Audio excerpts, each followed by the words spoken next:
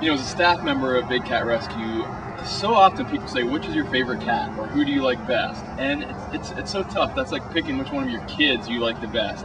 So today we're going to take a quick tour, and we're just going to go look at more of the cats that chose me than I chose them as my favorites. And we're going to start off with Squeaker. Squeaker has been here as long as I have, and that's over 9 years.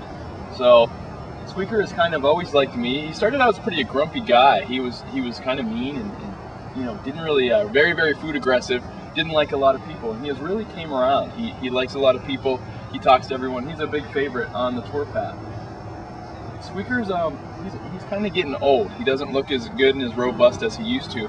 He's past his prime. I guess what we would try to say about Squeaker is that he's past his prime. He's getting up into the geriatric range, and he's starting to lose some muscle tone. And we think that Squeaker never had very good muscular development. As a pet, he probably wasn't fed a great diet, and a lot of times with these kind of animals, they're kept in smaller cages, and they don't get to exercise and run around like they're supposed to. But we've done everything we can for Squeak since he's been here. He's on glucosamine, he's got a little hill to climb, and he's actually very happy, so we're going to go a little bit closer and say hi to Squeak. One of the things about Squeaker is he's got such a loud purr. Squeaker has always been very friendly to me, always been a good guy to me, right, Squeak? Now we're going to go see Cleo.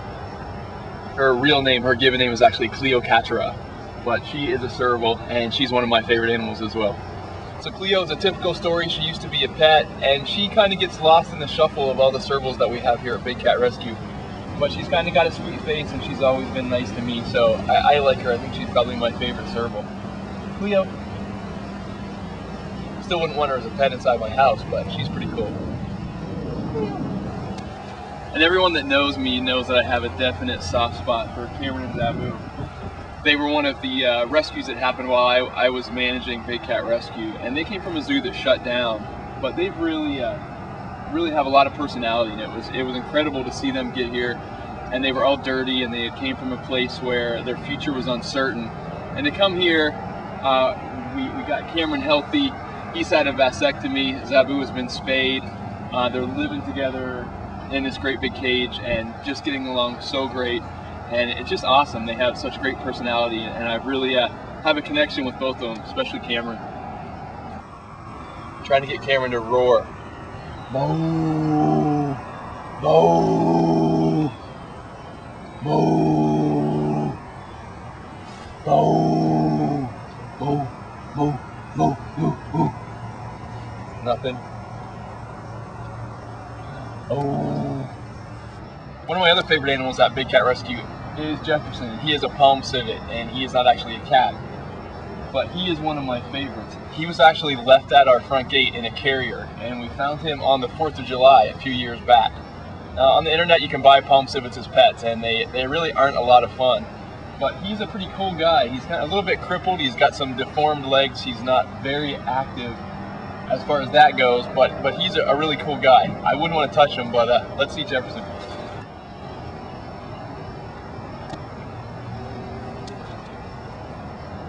Just what I want in my house, and he smells really nice too. In this enclosure I have two more of my favorites, and they are both African leopards. They are Jade and Armani. Oh. Back when Jade and Armani first came to Big Cat Rescue, we were still buying animals, and at the time we thought that would be a good thing because we knew they might end up in a bad place. We thought they might be used for breeding and just make more animals to live in cages.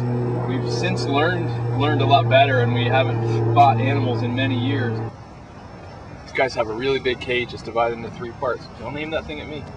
And they run and play through it. And sometimes when they're fighting, as sisters have a tendency to do, we can split them up.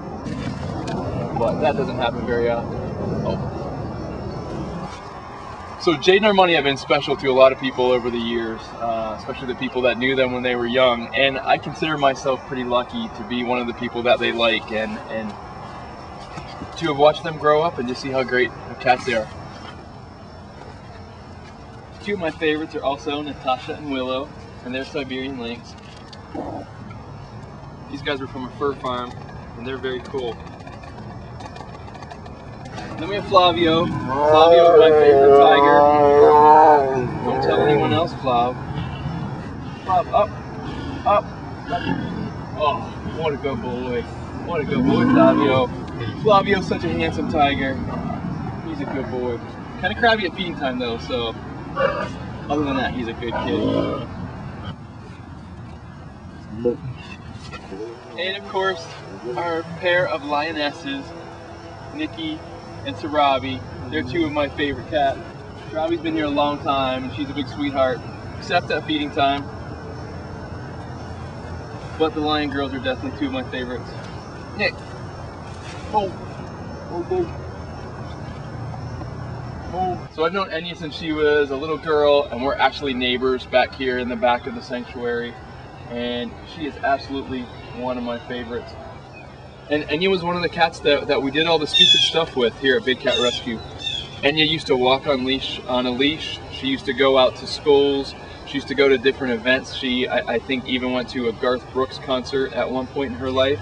And as we've come to realize, that's not what these animals are supposed to do. And it really sends out the wrong message to people, because, you know, why should we be able to walk this animal on a leash and we're going to tell other people not to? And you know, as cute as Enya is, and she seems kind of small, and even though I've known her since she was little, it's really not safe to go in the cage with her, and I wouldn't try to bring her out on a leash these days. And it's not what she is, it's not what she's supposed to do, and it's very unfair to these animals to try to force them to do these things.